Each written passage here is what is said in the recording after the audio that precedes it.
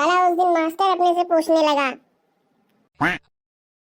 क्या पूछ रहा था यार मास्टर? यार क्या बताऊं यार, टेंशन क्यों लेता है ढक्कन? मास्टर लोग का तो काम ही है सवाल पूछना। अरे यार, हाँ हाँ बोल, आगे बोल।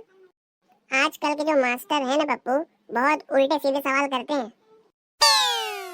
ऐसा कौन सा सवाल कर दिए यार? यार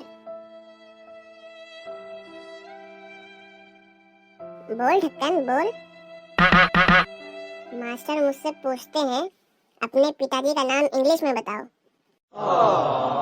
तो इसमें क्या है ढक्कन, इतना आसान सा सवाल तो है। अरे ढक्कन मुंह क्यों बना रहा है, बता मास्टर ने क्या सवाल किए और तूने क्या बोला, बता तो। ठीक है मैं बताता हूँ। मास्टर मुझसे पूछता है कि अपने पिताजी का नाम इंग्लिश में बताओ। तब मैंने बताया ब्यूटीफुल रेड अंडरवियर। मास्टर फिर बोलता है नालायक, हिंदी में बता। तब मैंने बताया सुंदर लाल चड्डा।